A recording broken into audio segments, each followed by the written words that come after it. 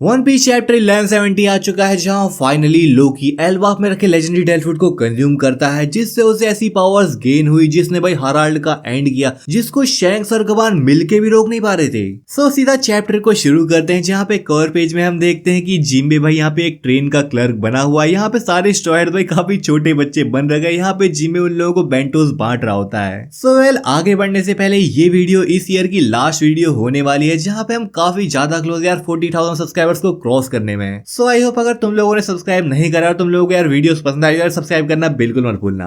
सो यहाँ पे चैप्टर की शुरुआत ही लोकी वसी राग्निर हैमर की फाइट से होती है जहाँ पे हम देखते हैं कि सडनली राग्निर हैमर जैसे यहाँ पे लोकी ट्रेजर रूम के अंदर एंटर करता है यहाँ पे राग्निर हैमर लोकी के ऊपर अटैक कर देता है जिसको यहाँ पे लोकी डॉज तो कर लेता है लेकिन लोकी यहाँ पे नीचे जा गिरता है एंड यहाँ पे वो देखता है कि आखिर किसने भाई मेरे ऊपर अटैक करने की कोशिश करी। यहाँ पे लोकी काफी गुस्से में होता है। फिर से वो ट्रेजर रूम के अंदर जाता है। वो तो यहाँ पे देखता है कि कोई है ही नहीं भाई ट्रेजर रूम के अंदर। लेकिन फिर तभी सडनली एक और बार राग्निर हैमर खुद उठता है लोकी के ऊपर भाई यहाँ पे अटैक करे जा रहा है जहाँ पे जैसे ही राग्निर हैमर जमीन में पड़ता है मानो भाई पूरी यहाँ पे जमीन टूट जाती है। जिस चीज को देख के लोकी भी शौक है। वो कहता है कि ये हैमर इतना भी हैवी नहीं हो सकता। क्या यहाँ पे कैसल की वॉल सड़ने लग गई है जो इतनी आसानी से टूट रही है। लेकिन भाई राग्निर हैमर तो उसके ऊपर अटैक किए जा रहा है जिससे भाई यहाँ पे पूरा कैसल मानो टूटने लग गया है। एंड वेल इसी टाइम पे हाराल्ड से हमको इन्फॉर्मेशन मिलती है कि आखिर क्यों भाई एल्बाफ का जो लेजेंडरी डेल्फुड है उसको कोई कंज्यूम नहीं कर पाया क्योंकि ये जो राग्निर हैमर है वो भाई सदियों से यहाँ पे इस डेल्फुड को प्रोटेक्ट करते हुए आया है। जहाँ पे बेसिकली राग्निर हैमर ऐसे पर्सन का वेट कर रहा है जो इस डेल्फुड के लिए वर्दी हो जो काफी स्ट्रांग हो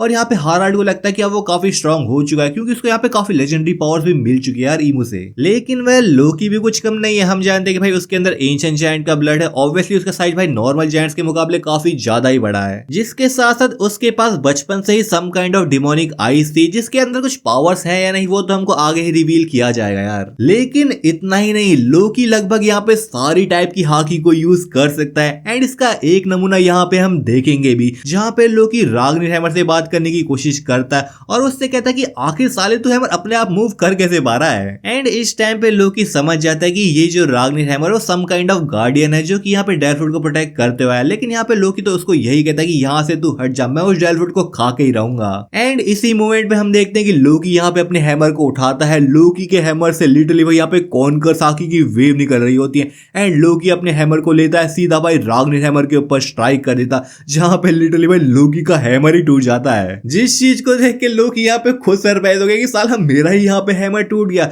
लेकिन वहीं हम राग्निर हैमर की तरफ देखते हैं जो कि टकराता नीचे जमीन पे जा गिरता है एंड सडनली यहाँ पे हम सीन देखते हैं कुछ अनएक्सपेक्टेड चीज होगी लोकी के आगे क्योंकि सडनली यहाँ पे राग्निर हैमर एक काफी प्यारी सी भाई गिलहरी के अंदर कन्वर्ट हो जाता है जिसके सर पे हम देखते हैं कि हैमर अटैच्ड है। मानो यहाँ पे राग्निर हैमर ने सम काइंड ऑफ डेल्फुड खा रखा हो जिससे यहाँ पे वो गिलहरी के अंदर कन्वर्ट हो रहा है या फिर भाई गिलहरी ने सम काइंड ऑफ डेल्फुड खाया है जिससे यहाँ पे राग्निर हैमर के अंदर कन्वर्ट हो सकती है। एंड वेल क्योंकि ये सब चीजें एल्बाफ के अंदर चल रही है जो कि काफी हद तक नॉर्थ माइथोलॉजी के ऊपर बेस्ड है तो यहाँ पे उसी के अंदर एक क्रीचर का नाम बताया गया है रेटाटोस्कर जो कि भाई गिलहरी के अंदर कन्वर्ट हो सकता है जिसका रिलेशन दो क्रिएचर्स के साथ बताया गया है। एक तो है द ग्रेट ईगल एंड दूसरा है नीडहॉगर। सो मे बी यहाँ पे ऐसा हो सकता है कि ये जो गिलहरी है वो यहाँ पे रेटाटोस्कर को सिंबलाइज कर रही हो और अगर ऐसा है तो क्या यहाँ पे हम कह सकते हैं कि लोकी के पास यहाँ पे जो डेल्फुड मिलने वाला है वो यहाँ पे भाई नीडहॉगर का हो सकता है जो कि basically some kind of serpent है। और यहाँ पे हम ये चीज देखते भी हैं कि भाई राग्निर हैमर लोकी को भाई रिकॉग्नाइज कर लेता है और यहाँ पे वो लोकी को डेल्फुड दे देता है जहाँ पे भाई लोकी उस डेल्फुड को कंज्यूम कर लेता है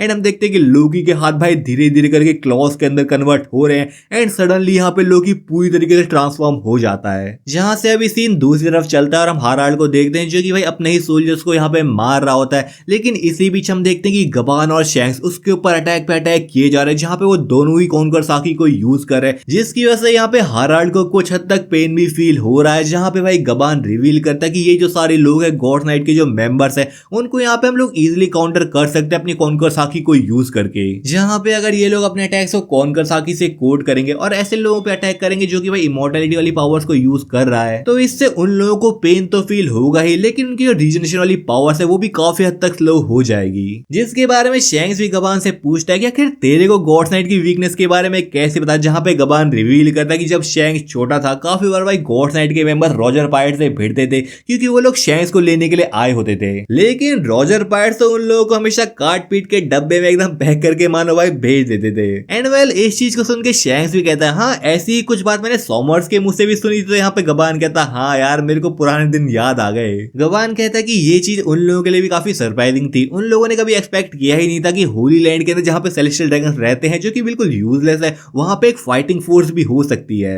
जिस चीज को सुनकर शैंक्स भी एग्री करता है कि हाँ यार सेलेस्टियल ड्रैगन्स तो लिटरली अपने आप को गॉड मानते हैं, वो तो यहाँ पे अर्थ में नीचे ह्यूमंस के पास आना पसंद भी नहीं करते। जिसके साथ शैंक्स तो यहाँ पे ये भी कहता है कि वैसे सोचा जाए तो मैं भी इन लोगों की तरह ही होता अगर मैं तुम लोगों से ना मिला होता। जिस चीज को सुन के गबान कहता है well you can call that fate यार। सो गबान और शैंक्स यहाँ पे मिलके हाराल्ड से फाइट करते हैं। हाराल्ड भी उन लोगों के ऊपर अटैक पे अटैक किए जा रहा है, लेकिन इसके बावजूद भी शैंक्स यहाँ पे यही चाहता है कि कैसे ना कैसे करके हाराल्ड वापस से अपने सेंसेस में आ जाए, वो यहाँ पे नॉर्मल में कन्वर्ट हो जाए। बट गबान तो यहाँ पे शैंक्स से यही कहता है कि तूने मुझे कुछ टाइम पहले बताया था कि अगर गॉड्स नाइट के मेंबर यहाँ पे अपने सेंसेस खो देते हैं तो उनको वापस काबू में लाना बिल्कुल भी पॉसिबल नहीं होता। और वैसे भी यहाँ पे उन लोगों का भाई हाराल्ड से फाइट करने में काफी मुश्किल हो रही है, क्योंकि यहाँ पे हाराल्ड कॉन्कर साकी को भी यूज कर सकता है। जहाँ पे गबान रिवील करता है कि आज तक उसने जिस भी गॉड्स नाइट के मेंबर से फाइट करी है उसमें से कोई भी यहाँ पे कॉन्कर साकी को यूज नहीं कर सकता था। यानी कि कोई भी भाई गॉड्स नाइट का मेंबर, इवन यहाँ पे सॉमर्स भी कॉन्कर साकी को यूज नहीं कर सकता।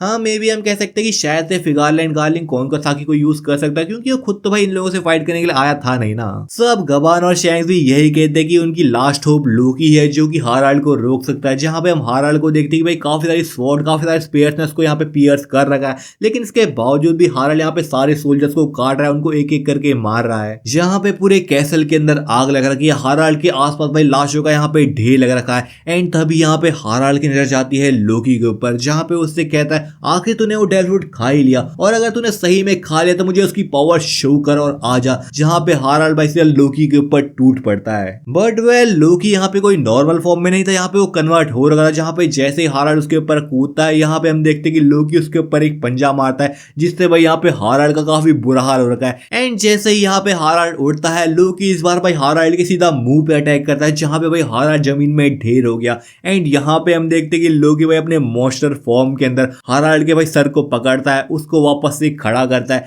जहाँ पे हम भाई लोकी का सिलुएट भी देख सकते हैं। लेकिन फिर सडनली हम देखते हैं कि लोकी भाई अपने नॉर्मल फॉर्म के अंदर कन्वर्ट हो जाता है, जहाँ पे उसके हाथ में राग्निर हैमर भी है। सो लोकी यहाँ पे हाराल्ड को देखता है, जहाँ पे हाराल्ड भाई थोड़े टाइम के लिए अपने सेंसेस में वापस आ चुका है। उसके ऊपर करेंटली भाई ईमू का कंट्रोल नहीं है, जहाँ पे हाराल्ड लोकी से बात करने की कोशिश करता है, जहाँ पे लोकी भी समझ आता है कि हाराल्ड वापस अपने सेंसेस के अंदर आ चुका है। तो यहाँ पे लोकी कहता है तू अपने वापस से सेंसेस के अंदर आ चुका है, क्या हम इस चीज को यहाँ पे रोक नहीं सकते?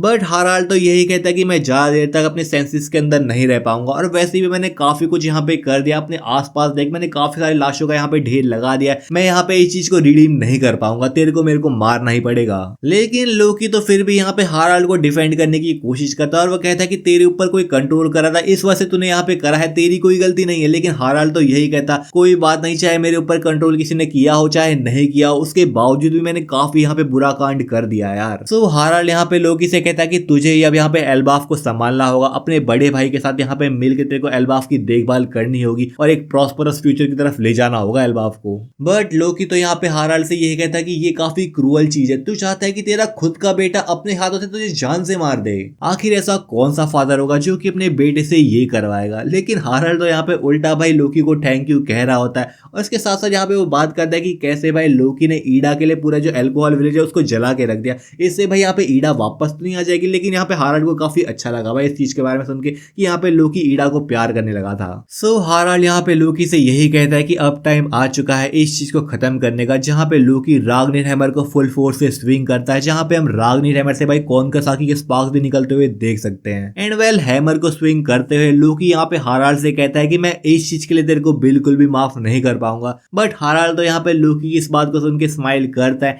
एंड लोकी को यहाँ पे आई लव यू टू कहता है। मानो भाई यहाँ पे हाराल्ड समझ रहा हो कि लोकी अपनी रियल फीलिंग्स को उसको शो करने की कोशिश कर रहा हो। जहाँ पे फाइनली राग्निर हैमर हाराल्ड से टकराता है, एंड आसमान से भी काफी बड़ी लाइटनिंग की स्ट्राइक से हाराल्ड के ऊपर जा गिरती है, जिससे हम देखते कि हाराल्ड भाई धीरे धीरे करके यहाँ पे टुकड़ों के अंदर टूटने लग गया है। जिस सीन को देख के लोकी भी रोने लगता है। हाराल्ड भी लोकी के बारे में सोचता है कि कैसे उसने पहली बार लोकी को अपनी गोद में उठाया था। सो वेल ऐसे ही करके हाराल्ड का एंड होता, जहाँ पे वो यही चाहता था कि आगे भी जाके एल्बाफ का जो फ्यूचर हो काफी सिक्योर हो।